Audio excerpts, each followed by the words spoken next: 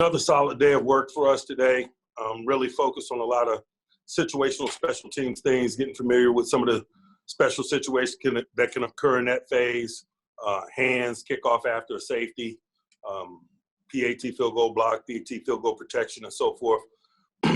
Got a pretty high sense of urgency about, being prepared for the transitional things as it relates to special teams. I think that's one of the most significant elements of preseason games is the movement of groups on and off the field, the awareness that's required of the individuals in game to stay abreast of situations while getting coaching points, making necessary adjustments in the primary phases at their work, all the while making sure that we have 11 on the field. And so we're paying respect to that by getting some extra transitional work in terms of teams and being infused to the offense and defensive work. And it's been a good couple of days in that regard. We'll continue that way until we kick it off. Nothing really new to report from an injury standpoint. Some minor day-to-day things, guys continuing to work their way back. Cam Sutton didn't work today, but we expect him back tomorrow. McFarland, same thing.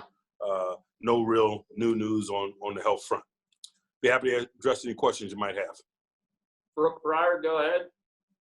Hey, Mike. I was curious. I know you haven't been in a game with JuJu yet this season, but have you noticed a difference in him in practice? He's a guy that really feeds off his own energy and having fun. Does it look like he's having fun out on the field again? Yeah, but he always has. So I don't view that as any different. He's a high-energy guy. He brings energy to his work. He's jovial at times, but that's been him since day one when we drafted him a number of years ago. Joe Rutter. Joe, go ahead. Hey, Mike, have you gotten enough of a look at Chris Wormley in camp to just determine where he might fit in your rotation? We're still gathering information there.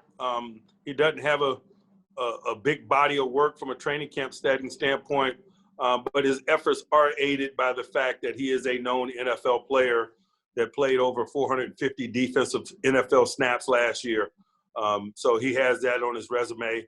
It's more about us getting acclimated to him and how to utilize him, and that has been strained because of lack of availability. Noah Strackman, you're up next. Noah, go ahead. Hey, Mike. When we talk about the running backs, we haven't talked about Jaylen Samuels yet. Has he impressed you during camp, and what have you seen from him so far? He's continuing to be impressive with his versatility. I think that's the thing that has always kind of distinguished him in a competitive setting among his peers, his ability to do a variety of things at a relatively high level, particularly in the passing game and outside the backfield with his hands and route running. It is above the line from a running back perspective for sure. Brian Backo. Brian, go ahead. Hey, Mike, how comfortable are you guys continuing to use Deontay Johnson in the punt return role as his role increases in the offense and also sticking with the return game?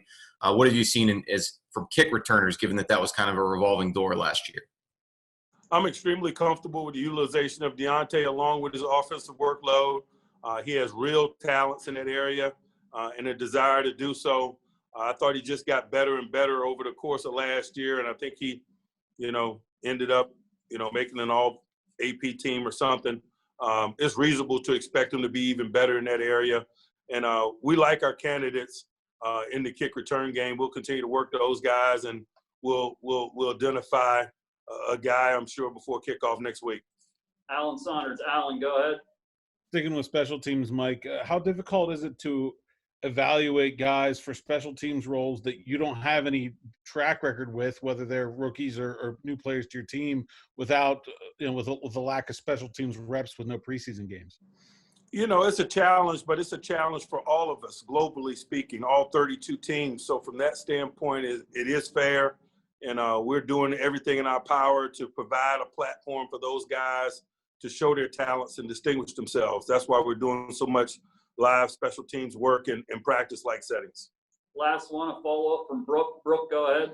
Hey, Mike, wanted to follow up on JuJu. I talked to him, and he said that you were someone that he really leaned on last season just with all the challenges he was going through. And I was wondering if you could share maybe what his mentality was and what some of those things were that you kind of had to help him with while things were challenging last year. Nothing out of the ordinary, just the normal maturation of a player who's extremely talented and had a lot of early success and at times faced some of the natural adversity that the game of football presents, be it injury or injury to those around you, or the attention that comes with being a quality player. Juju is very experienced, but he still is a relatively young guy. He was 20 when we drafted him. So it's my job to assist him in natural growth and maturation, and that's an element of the job that I embrace, whether it's him or